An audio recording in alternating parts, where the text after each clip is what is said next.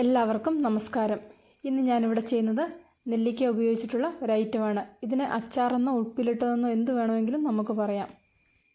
അച്ചാറിൻ്റെ കൂട്ടുകൾ ഉപയോഗിച്ചിട്ടാണ് ഇതുണ്ടാക്കുന്നത്. എന്നാൽ അച്ചാർ ഉണ്ടാക്കുന്നത് പോലെയല്ല ഉണ്ടാക്കിയിരിക്കുന്നത്.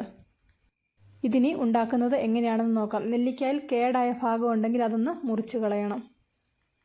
ഇങ്ങനെ ചെയ്തില്ലെങ്കിൽ ഇത് പെട്ടെന്ന് പൂത്തുപോകും. ഇവിടെ 1 കിലോ നെല്ലിക്ക കഴുകി വൃത്തിയാക്കി എടുത്തിട്ടുണ്ട്. ഇതിൻ്റെ വെള്ളമൊന്നും തുടച്ച് കളയേണ്ട ആവശ്യമില്ല. സാധാരണ അച്ചാറിടുമ്പോൾ നമ്മളിതിൻ്റെ വെള്ളമൊക്കെ തുടച്ച് കളയാറുണ്ട്. ഉപ്പിലിടുന്ന ഒരു രീതിയിലാണ് ഇതുണ്ടാക്കുന്നത്. ഇതിലേക്ക് കുറച്ച് പച്ചമുളകും കൂടെ മുറിച്ചിട്ട് കൊടുക്കുന്നുണ്ട്. നമ്മുടെ ഇഷ്ടം പോലെ പച്ചമുളക് ചേർത്ത് കൊടുക്കാം. ഇതിന് പകരം കാന്താരി മുളക് ഉപയോഗിച്ചിട്ടുണ്ടെങ്കിൽ കുറച്ചും കൂടെ നല്ല ടേസ്റ്റ് കിട്ടും. ഇത് 1.5 ടീസ്പൂൺ നല്ല എരിവുള്ള മുളക് പൊടിയാണ്. ഇതും കൂടി ഇതിലേക്ക് ചേർത്ത് കൊടുക്കാം. കുറച്ച് മഞ്ഞൾപ്പൊടി കൂടെ ചേർത്ത് കൊടുക്കുന്നുണ്ട്. ഇത് 1/4 ടീസ്പൂൺ ഉലുവ വറുത്ത് പൊടിച്ചതാണ്. 1/4 ടീസ്പൂൺ കായപ്പൊടി കൂടെ ചേർത്ത് കൊടുക്കുന്നുണ്ട്. അടുത്തതായിട്ട് ഇതിലേക്ക് ഉപ്പും കൂടെ ചേർത്ത് കൊടുക്കാം. ഏകദേശം 1.5 സ്പൂണിലും കൂടുതൽ ഉപ്പ് ചേർത്ത് കൊടുക്കുന്നുണ്ട്. ഇത് തിളപ്പിക്കാത്ത വെള്ളമാണ്. നെല്ലിക്ക നികക്ക് ഈ വെള്ളവും കൂടെ ഒഴിച്ചു കൊടുക്കാം. ഇതുപോലെ നെല്ലിക്കയും മുളകും കൂടി ഇട്ടുണ്ടാക്കിയെടുക്കുകയാണെങ്കിൽ ചോറിനൊക്കെ നല്ല ഒരു കോമ്പിനേഷനാണ്. ഏകദേശം 3/4 ലിറ്റർ വെള്ളമാണ് ഇതിലേക്ക് ഒഴിച്ചു കൊടുത്തിരിക്കുന്നത്. കുറച്ച് കറിവേപ്പിലയും കൂടി ഇട്ട് കൊടുക്കുന്നുണ്ട്. ചേർത്ത ചേരുവകളെല്ലാം ഒന്ന് ഇളക്കിയതിന് ശേഷം ഇതൊന്ന് അടുപ്പത്ത് വെച്ചൊന്ന് തിളപ്പിച്ചെടുക്കുന്നുണ്ട്.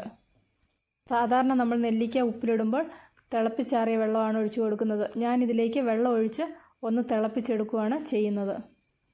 ഇടയ്ക്ക് നെല്ലിക്ക ഒന്ന് ഇളക്കി കൊടുക്കണം. എങ്കിൽ മാത്രമേ എല്ലാ ഭാഗത്തുമുള്ള നെല്ലിക്ക ഒരുപോലെ ഒന്ന് വാടിക്കിട്ടുള്ളൂ. വെള്ളം ജസ്റ്റ് ഒന്ന് തിളയ്ക്കുമ്പോൾ തന്നെ നമുക്ക് തീ ഓഫ് ചെയ്യാം. അതിനുശേഷം തണുത്ത് കഴിയുമ്പോൾ വേറൊരു പാത്രത്തിലേക്ക് മാറ്റാം. ഇതുപോലെ ഉണ്ടാക്കിയിട്ടുണ്ടെങ്കിൽ ഒരു 3-4 ദിവസം പുറത്തിരുന്നാൽ കുഴപ്പമൊന്നുമില്ല. ഞാനിത് 3-4 ദിവസം പുറത്ത് വെച്ചതിന് ശേഷം ഫ്രിഡ്ജിലെടുത്ത് വെക്കുകയാണ് ചെയ്തത്. ഇതുപോലെ ഉണ്ടാക്കി ഫ്രിഡ്ജിൽ വെക്കുകയാണെങ്കിൽ എത്ര കാലം വേണമെങ്കിലും കേടാകാതെ ഇരിക്കും. എല്ലാവരും ഒരു പ്രാവശ്യം ഇതുപോലെ ഒന്ന് ഉണ്ടാക്കി നോക്കുക. അച്ചാർ ഉണ്ടാക്കുന്ന അത്രയും പണിയില്ലാതെ നമുക്ക് ഒരു അച്ചാർ ഉണ്ടാക്കിയെടുക്കാം.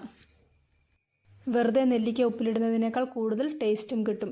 ഇതുപോലെ ഉണ്ടാക്കുന്ന നെല്ലിക്ക വെറുതെ കഴിക്കാനും നല്ല ടേസ്റ്റാണ്. ഇന്നത്തെ ഈ ഐറ്റം എല്ലാവർക്കും ഇഷ്ടപ്പെട്ടെങ്കിൽ ലൈക്ക് ചെയ്യണം, ഷെയർ ചെയ്യണം. കൂട്ടത്തിൽ ചാനൽ സബ്സ്ക്രൈബ് ചെയ്യാത്തവർ ആരെങ്കിലും ഉണ്ടെങ്കിൽ സബ്സ്ക്രൈബ് ചെയ്ത് റൈറ്റ് സൈഡിലെ ബെല്ലൈക്കൺ ഒന്ന് ക്ലിക്ക് ചെയ്ത് ഓൾ എന്ന ഓപ്ഷനും ആക്റ്റീവാക്കാൻ മറക്കണ്ട.